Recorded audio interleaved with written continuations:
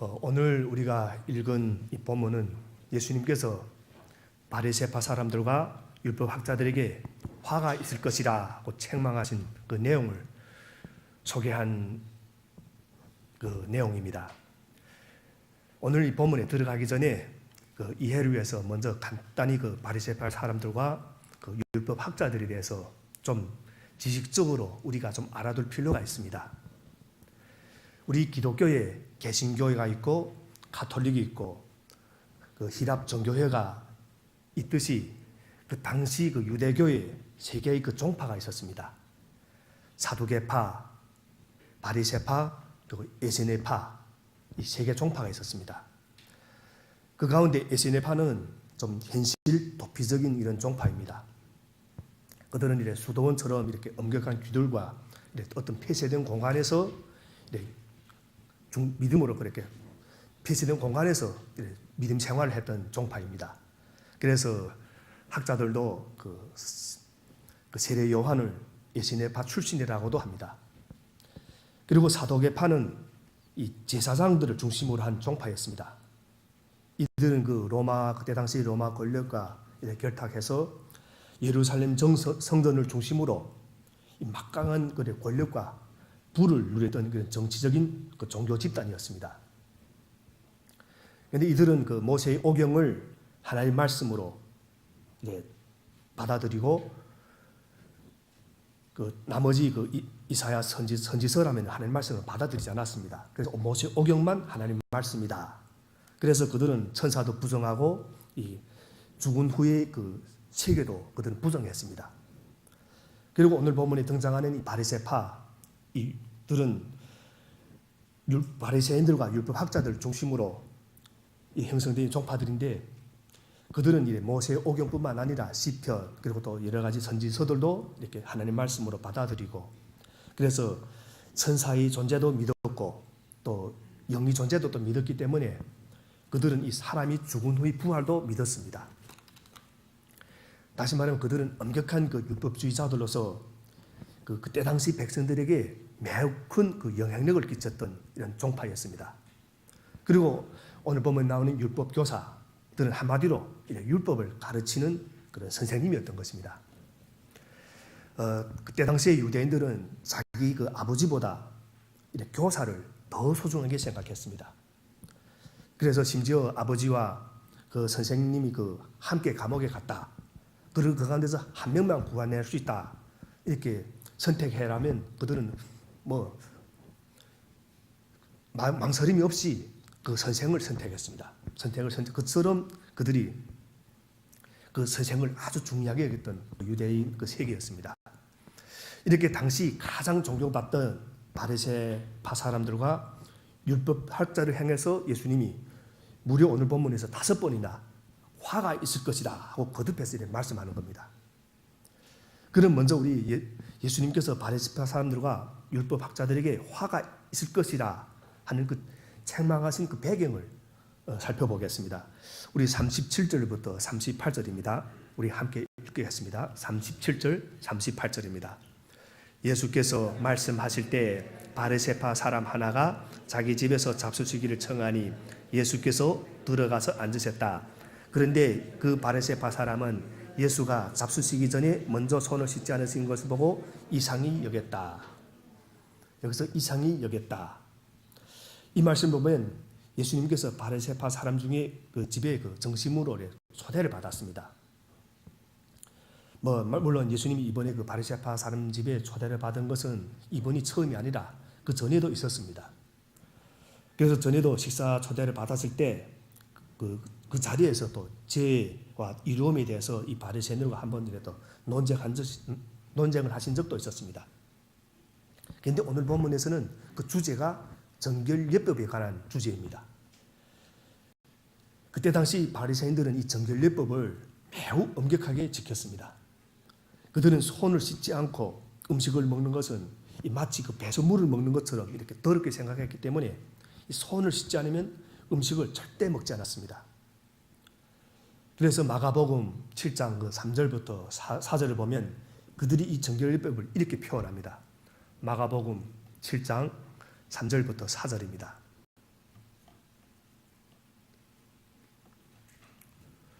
바리새파 사람과 모든 유대 사람은 장로들이 전통을 지켜 규례대로 손을 씻지 않고서는 음식을 먹지 않았으며 또 시장에서 돌아오면 몸을 정결하지 않고서는 먹지 않았다.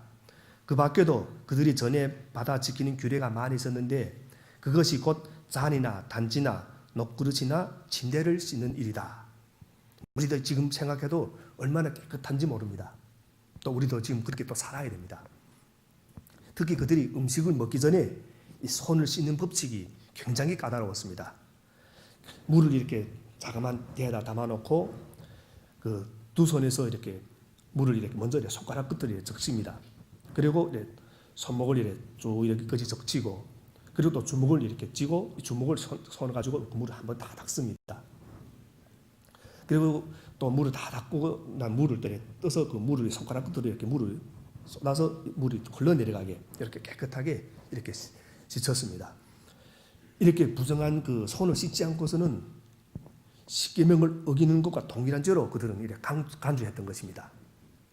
그래서 어떤 랍비가 이런 전설도 있습니다.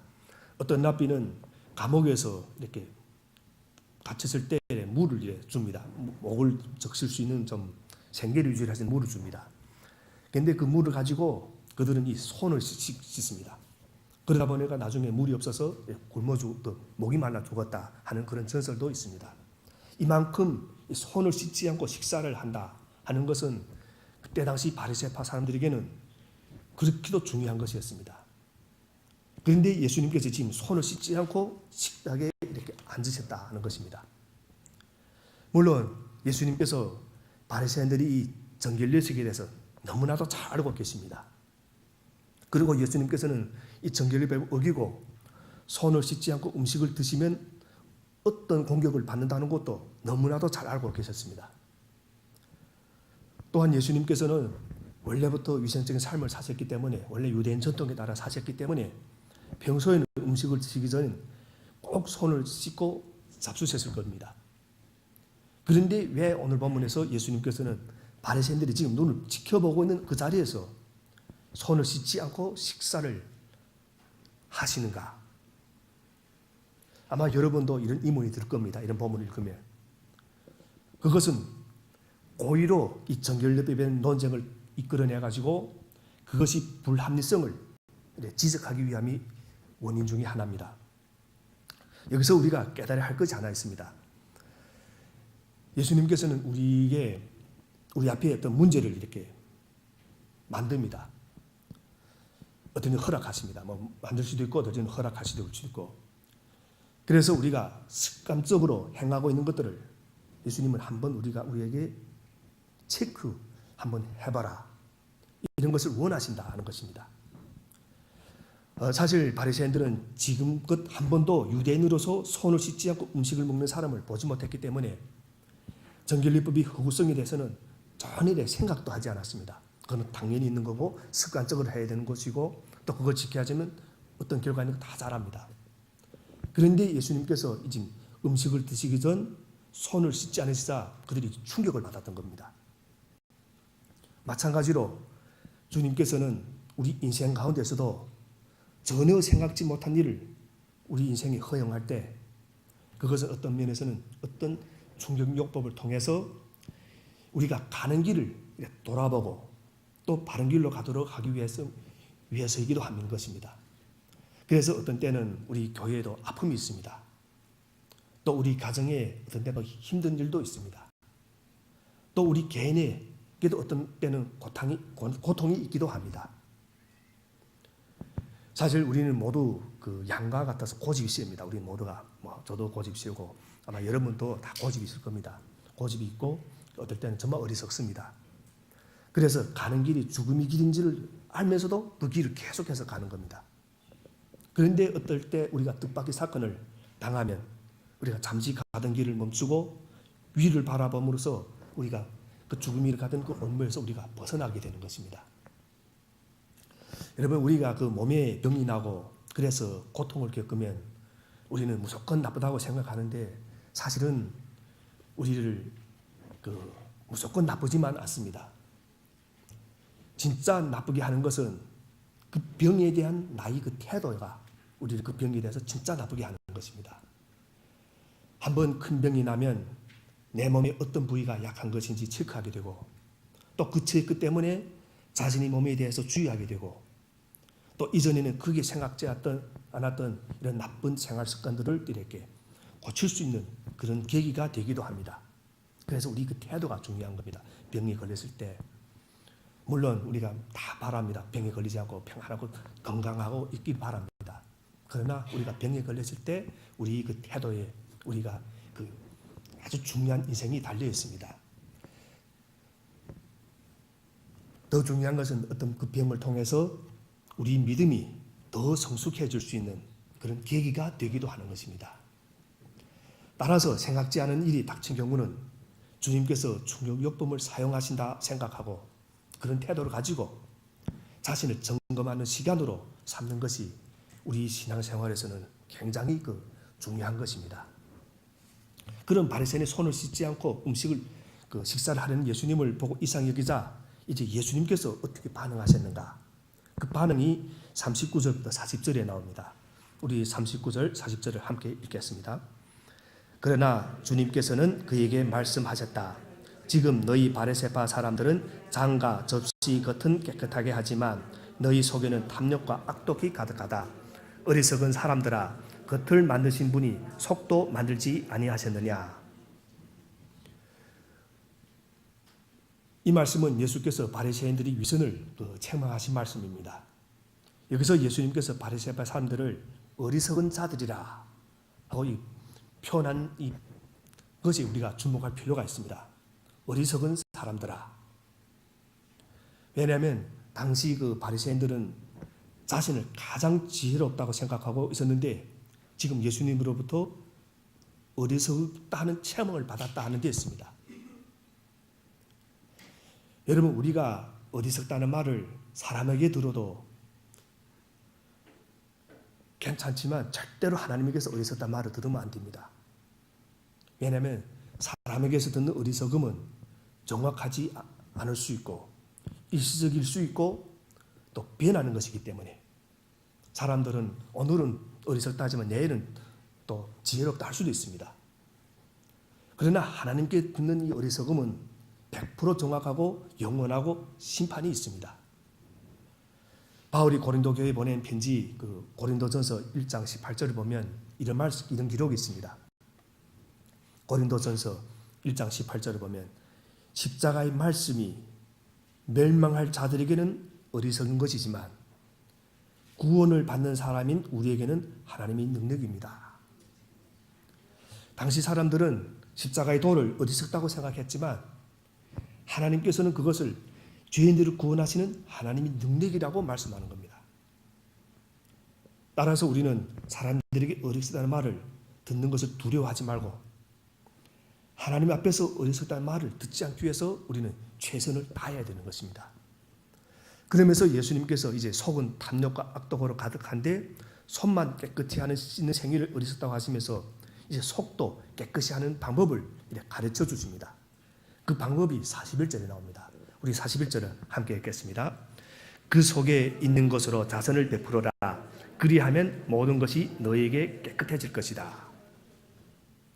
그 속에 있는 것. 여기서 우리는 그 속에 있는 것이 무엇인지를 우리는 알아야 됩니다. 그럼 그 속에 있는 것이 무엇인가? 오늘 본문에서는 이 사람이 마음속에 있는 그 탐욕을 가리킵니다. 탐욕. 그러면 이 말씀 무슨 뜻인가? 탐욕으로 자선을 베풀어라 하는 뜻이 무슨 뜻인가? 또 이런 의문이 생길 수 있습니다. 그럼 탐욕으로 자선을 베풀어라. 한마디로 이 탐욕을 자기 배를 채우는 데 사용하지 말고 가난한 자의 필요를 채우는 데 사용하라 하는 뜻입니다. 여기서 우리는 겉보다 속에 관심을 둘 수 있는 방법을 우리 발견할 수 있습니다. 그것은 우리가 탐욕을 버리는 겁니다. 우리가 욕심을 버리면 겉보다 우리 속에 관심을 두게 됩니다.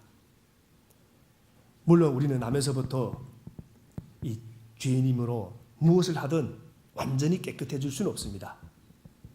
오직 예수님의 피로만 깨끗해질 수 있는 것입니다. 그런데 우리가 우리 탐욕의 방향을 바꾸면, 다시 말하면 나의 욕심을 채우기 위한 삶에서 하나님이 원하시는 가난한 사람들에게 나눠주는 삶으로 이제 바뀌게 되면 겉이 아니라 속에 관심이 둘 수 있는 삶을 살 수 있다 하는 말씀입니다. 예수님께서 이렇게 말씀하신 후 계속해서 하신 말씀이 사실은 충격적입니다. 잘하고 있다고, 경건하게 살고 있다고 생각하는 그들에게 오늘 본문에 준 말씀, 화가 있을 것이다 하는 말씀입니다. 마태복음에는 그 8가지 화가 나옵니다. 그런데 오늘 누가는 3가지 화만 소개합니다. 먼저 우리 42절을 함께 읽겠습니다. 42절입니다. 너희 바리새파 사람들에게 화가 있다. 너희는 박하와 운향과 온갖 채소의 11조는 바치면서 정의와 하나님께 대한 사랑은 소홀히 한다. 그런 것들도 반드시 행해야 하지만 그런 것들도 소홀히 하지 않았어야 하였다. 그때 정통파 유대인들은 반드시 땅에서 난 7가지 열매를, 첫 7가지 첫 열매를 이렇게 하나님께 드렸습니다. 즉 밀, 보리, 포도, 무화과, 석류, 감람, 꿀 이런 등을 이렇게 하나님께 드렸습니다. 첫 열매를. 또 모든 이렇게 과실이 그 처음 익은 열매 이 5분제를 드렸고 또 땅에서 나는 모든 먹을 수 있는 것의 그 11조를 10분의 1을 또 하나님께 드렸습니다. 그런데 오늘 이 바리새인들은 이 모든 것에서 더해서 정원에서 자기네 정원에서 가꾸는 그 박하와 운향 또 모든 채소의 11조까지 구별해서 하나님께 드렸습니다. 물론 이것은 결코 나쁜 것이 아닙니다. 그런데 왜 주님께서 그것을 칭찬하지 않고 책망을 하셨는가? 한마디로 그들이 공의와 하나님께 대한 사랑은 버렸기 때문에 그들은 하나님께 11조만 넘치게 드리면 신앙이 아주 좋은 걸로 착각했던 것입니다. 그런데 그것은 말 그대로 착각이었습니다. 하나님께서는 그것보다는 삶이 공의와 하나님께 대한 사랑이 있기를 더 원하셨던 것입니다. 즉 하나님과 바리새인들의 초점이 전혀 달랐다 하는 말씀입니다. 바리새인들은 재물에 관심을 두었습니다. 하나님께 드리는 그 재물에 관심을 두었지만 하나님께서는 그들이 삶에 관심을 두셨던 것입니다. 그래서 성경적으로 볼 때 이 11조에는 3가지 그 기본 정신이 내재되어 있습니다. 하나는 물질이 주인이 하나님을 고백하는 것입니다. 이 11조의 정신이 하나입니다. 그러니까 우리가 소득의 10분의 1을 11조를 하나님께 드리는데 10개 중 하나만 하나님 것이고 나머지 9은 내 것이라 이것이 아니라 10개 중 하나를 주님께 드림으로 나머지 모든 것도 모두 하나님이 것입니다 하는 우리 신앙 고백이 달려 있습니다. 그리고 둘째는 하나님께서 주신 재물을 공평하게 나누라 하는 그 의미가 있습니다. 11조는 그때 당시에 가나안 땅을 기업으로 받지 못한 레위인들 그리고 고아들, 과부들 그리고 가난한 자들에게 기업으로 주신 겁니다. 이런 의미에서 11조는 공평하게 나누라 하는 뜻이 포함되어 있는 것입니다. 그리고 셋째로 하나님께 대한 이 사랑의 고백입니다. 우리 그 11조의 기원을 성경에서 찾아보면 사실은 믿음의 조상 아브라함과 야곱에게 있습니다. 아브라함은 그 전쟁에서 이기고 돌아와서 이제 하나님의 제사장 멜기세덱에게 모든 전리품의 10분의 1을 이렇게 드립니다. 바칩니다. 그러면서 전쟁에서 승리를 하게 해주신 이 하나님께 이 감사와 찬양을 고백합니다. 그 11조를 바치고 찬양과 감사를 고백합니다. 또 야곱은 형 에서의 낯을 피해서 얼굴을 피해서 도망쳤다가 이제 하나님께 자기 이제 집에 돌아오게 되면 하나님에게 10분의 1을 하나님께 드리겠다고 서원합니다.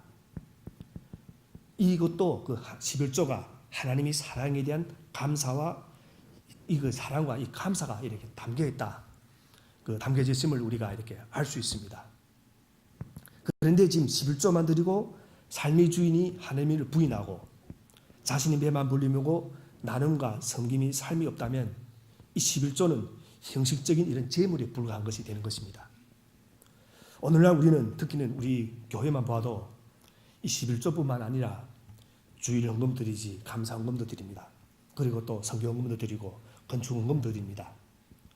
어떻게 보면 그때 당시 바리새인들처럼 하나님이 원하는 것 이상으로 우리는 지금 드리고 있는 겁니다.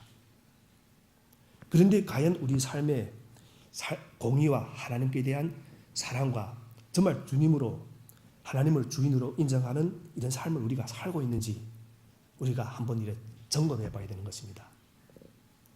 그러면서 예수님께서 다시 한번 다른 화를 말씀하십니다. 43절을 우리 함께 읽겠습니다. 43절입니다. 너희 바리새파 사람들에게 화가 있다. 너희는 높은 회당에서 높은 자리에 앉기를 좋아하고. 제가 좀 감기가 조금 왔습니다. 바리새인들은 그 회당의 높은 자리에 앉기를 좋아하고 시장에서 많은 사람에게 문안받기를 좋아했습니다. 이 말씀은 그들에게 명예욕이 많았다는 뜻입니다. 명예욕. 사실 우리 사람은 누구나 이 자신이 명예에 관심을 가지고 있습니다. 그래서 우리가 세상에서 성공적인 삶을 살고 자신의 업적을 드러내고 또 하는 모든 것이 사실은 다에게 명예욕에서 비롯된 것들입니다. 그런데 예수님께서 오늘 이 바리새인들에게 화가 있다 이 하신 말씀에는 이 정도의 그 명예욕이 아닙니다. 우리가 세상에서 성공하는 이런 정도의 명예욕이 아닙니다. 그들은 그들에게 걸맞는 명예가 아니라 그 이상의 대접을 받기를 원했던 것입니다. 즉 하나밖에 없는데 10개를 가진 것처럼 보이려고 했고 하나밖에 아는 것이 없는데 마치 10개를 아는 것처럼 행동하고 했기 때문입니다. 그래서 그들은 세 가지 점에서 잘못을 행하는 자들이었습니다. 첫째는 대접받고 인정받기를 좋아했습니다. 그래서 그들은 멋진 옷을 입고 다니면서 사람 못으로 인사를 받는 것을 즐거워했습니다. 그래서 언제나 남들이 자기를 인정해 줄 기대하고 또 그렇게 되도록 또 아주 고상하게 또 행동도 했습니다. 둘째로 이들은 남을 착취하고 해롭게 하는 자들이었습니다. 이 바리새파 사람들은 자기 배를 부르기 위해서 이 가난한 과부들이 집을 반강제로 이렇게 인수하고든 했습니다. 셋째로 그들은 외시, 즉 위선하는 자들이었습니다. 남들 앞에서 멋있게 보이기 위해서 기도를 오래오래 했습니다. 잘 보이는 곳에만 또 기도했습니다. 그런데 바리새파들이 긴 옷을 입는 것, 시장에서 문안받는 것, 그리고 회당에서 높은 자리와 또 잔치 자리에서 윗자리에 앉는 것, 사실 이 모든 것들은 그때 당시에서 사람들도 인정하는 일이었고 당신들은 당연히 그런 대접을 받아야 된다 하고 그때 당시 유대 사람들도 인정했습니다. 다시 말하면 그때 당시 사람들의 인식 속에는 그것이 악한 일이라기보다는 그 당시 율법학자고 바리새인 파들 사람들이고 또 율법 교사들이면 당연히 그렇게 해야 되고 그런 대접을 받아야 된다. 이 사람들도 그렇게 생각했던 겁니다. 그런데 우리 한번 이렇게 이런 모순점을 우리 한번 생각해 볼 수 있습니다. 우리 지금 사람들이 모여서 아주 즐겁게 장터에서 대화를 나눕니다. 그런데 그때 그 자리에 이 바리새파 사람들과 율법학자들이 긴 옷을 입고 이렇게 멋진 모습으로 딱 나타납니다. 그러면 그 자리가 딱 얼어붙는 겁니다. 다시 말하면 말이 다 죽습니다. 이 사람들 딱 보면. 왜냐하면 누가 봐도 이 사람들은 아주 믿음이 좋은 사람들이고 하나님을 잘 섬기는 사람들이고 영적 지도자를 하는데 이 사람만 나타나면 그 자리가 조용해지고 얼어붙고 이 분위기가 안 좋아집니다. 그러면 이것이 진짜 경건인가? 다시 말하면 어떻게 하나님께 길게 기도하는 사람이 가난하고 불쌍한 과부의 재산을 착취할 수 있는가? 과부를 또 착취하는 사람이 어떻게 길게 기도할 수 있는가? 사실 이론상으로는 불가능합니다. 우리도 생각해도 그건 불가능하다. 그런데 실제로 그랬습니다. 그때 당시에 바리새파 사람들이. 그리고 지금도 이런 일들이 일어나고 있는 것입니다. 믿음과 생활이 따로따로인 것입니다. 하나님 앞에 나왔을 때는 너무나 경건한데 실제 삶 속에 들어가면 전혀 그렇지 않다. 그래서 예수님이 지적하신 것은 이들이 종교적으로 지금 너희들이 어떤 것이 잘못됐다. 그것보다는 너희들이 그 영적인 삶과 실제 삶이 너무 다 다르다. 너희 손을 씻는 것이 틀린 것이 아니라 너희들이 손으로는 씻지만 너희들 속에 있는 다른 데서 하는 그 행실이 너무나 다르다. 그것을 지금 지적하고 있는 것입니다. 입으로는 하나님 주여 주여 하는데 실제 생활에는 전혀 믿음이 사람 같지 않는 것입니다. 입으로는 천국이 좋다, 천국이 좋다. 하나님이 천국이 있으니까 하나님 믿으십시오 하는데 누구보다도 죽는 것을 무서워하는 겁니다.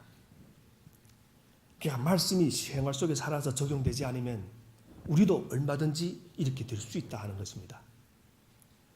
하나님을 두려워하고 그분 앞에서 자신의 모습을 늘 살피는 것이 아니라 사람을 두려워하고 사람 앞에 자기가 어떻게 보이는가만 신경 쓰게 되면 이렇게 위선적이고 외식할 수밖에 없게 되는 것입니다. 경건한 것 같았지만 실제 생활에서는 누구나 기피하는 인물이 바로 그때 당시 율법학자들이었고 바리새파 사람들이었습니다. 그래서 예수님이 그것을 지적하셨고 지금도 그런 사람이 되어서는 안 된다 하는 것을 우리에게 말씀으로 주시고 있는 것입니다. 그래서 우리는 항상 믿음 생활하면서 내게는 혹시나 이런 위선적인 모습이 없는가? 내가 그런 사람은 아닌지 늘 자신을 돌아보는 이런 삶을 우리는 살아야 되는 것입니다. 여기까지 말씀을 준비하면서 오늘 본문에 대해서 제가 한 가지 의문이 또 생겼습니다. 왜 누가는 예수님께서 바리새파의 사람들이 외식을 책망하는 그 이야기를 하면서 그 가운데 또 율법교사의 그 항변을 삽입해서 예수께서 책망하신 대상을 이 바리새파 사람들과 율법학자들을 분리해서 소개하는가? 45절 우리 함께 읽겠습니다. 45절입니다. 율법교사 가운데 어떤 사람이 예수께 말하였다.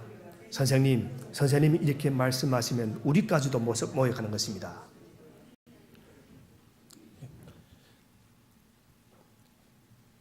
제가 이 말씀을 보면서 깨달은 것은 이 율법학자들은 바리새파 사람들 중에서도 더 교만한 사람이었다. 교만한 가운데서도 더 교만한 사람. 그 이유가 두 가지 때문입니다. 첫째로 그들이 바리새파 사람들이지만 말씀을 가르치는 이 교사라는 이유로 지나치게 우월감을 갖고 있었기 때문입니다. 또 바리새파 사람이지도 그 가운데 자기는 말씀을 가르치는 사람 때문에 더 큰 우월감을 가지고 있었습니다. 오늘날 말하자면 이 목사라는 이 우월감을 가지고 있었다 하는 것입니다. 나는 말씀을 가르치는 사람이다. 둘째로 그들이 책망을 또 싫어했기 때문입니다. 사람은 누구나 칭찬을 듣고 싶어하지 책망받기를 싫어합니다. 그래서 우리 모두가 사실은 다 교만한 것입니다. 알게 모르게 다 교만합니다. 그런데 이 율법교사는 우리보다 훨씬 더 교만했다.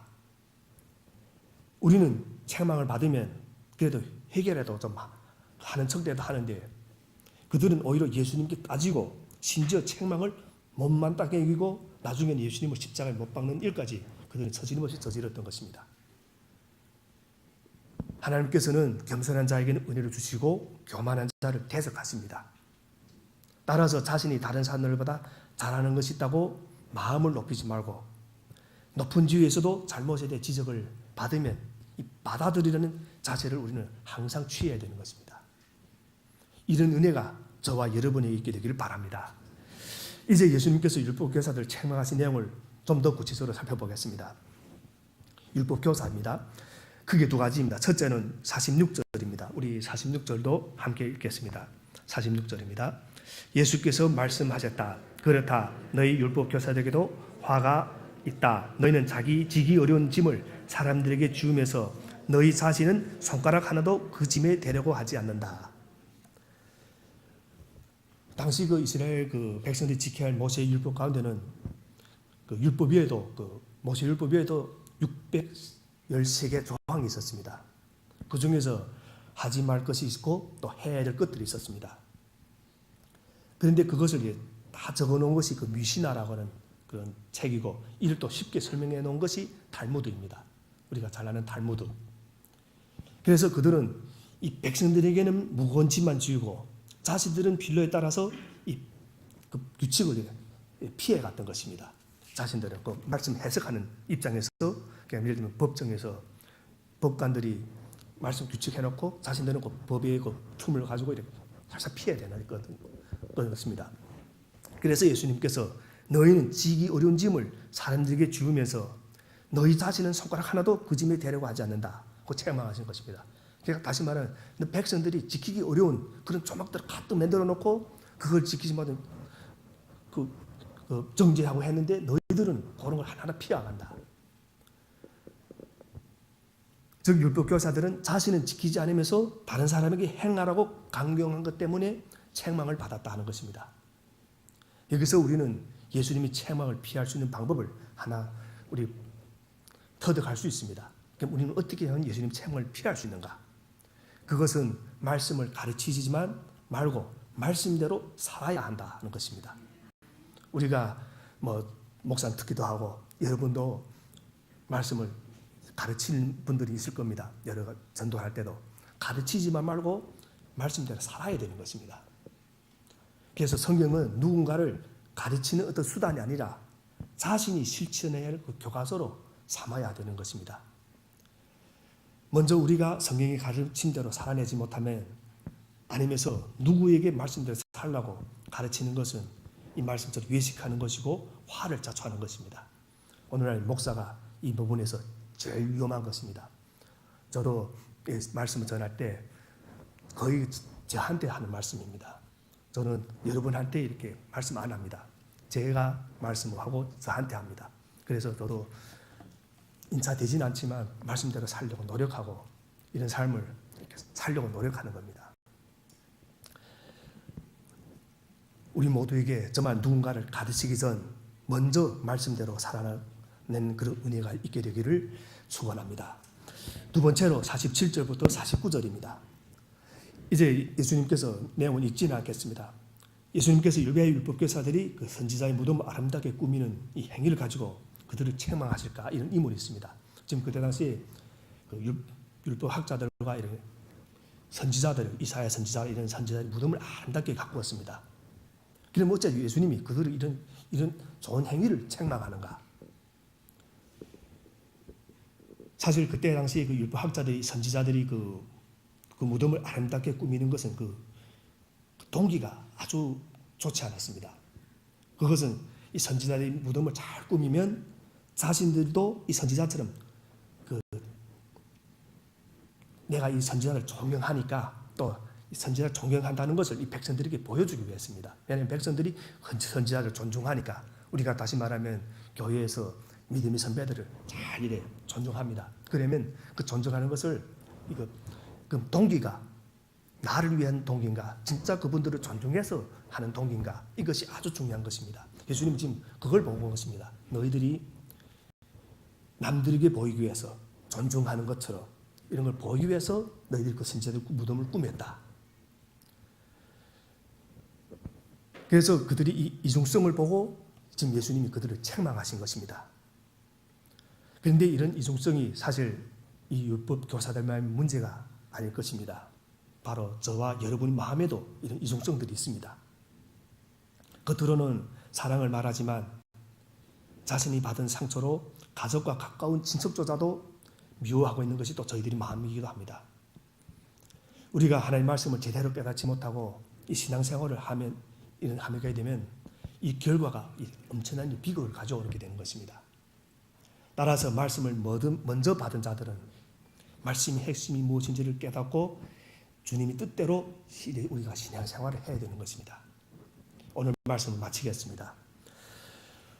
저는 신앙의 초기에 믿음 생활에 들어서 교회에 온 지 얼마 안 돼서 또 어느 한 시절까지 빌라도가 예수님께서 아무 죄가 없다는 것을 알면서도 십자가에 못 박도록 내주는 장면을 보면서 제가 그 빌라도에 대해서 대단히 분노했습니다. 이게 사람이 어떻게 이렇게 할 수 있는가? 그런데 지금은 이 빌라도의 모습이 저희 모습임을 또 알게 되었습니다. 또한 과거에는 예수님께서 바리새파 사람과 율법교사들을 책망하시는 것을 보면서 저와는 전혀 무관한 것을 또 생각했습니다. 그런데 지금은 바로 저를 행하여서 말씀을 주고 있는 것을 저는 받아들입니다. 우리에게는 끊임없이 이 바리새파들과 율법교사가 되고 싶은 마음들이 있습니다. 높아지려고 하는 마음들, 교만하려고 하는 마음들. 이를 날마다 우리 십자가를 이기지 못하면 우리도 그들과 동일한 삶을 살아갈 수밖에 없는 것입니다. 왜냐하면 사탄이 우리를 주님의 뜻대로 살도록 내버려 두지 않기 때문에. 그래서 말씀으로 삶의 본을 보이고 겉과 속이 다른 이성적인 삶을 버리고 먼저 말씀을 맡은 자로서의 이 사명을 온전히 감당하기로 또 새롭게 결단하는 또 은혜가 있기를 주님 이름으로 축원합니다.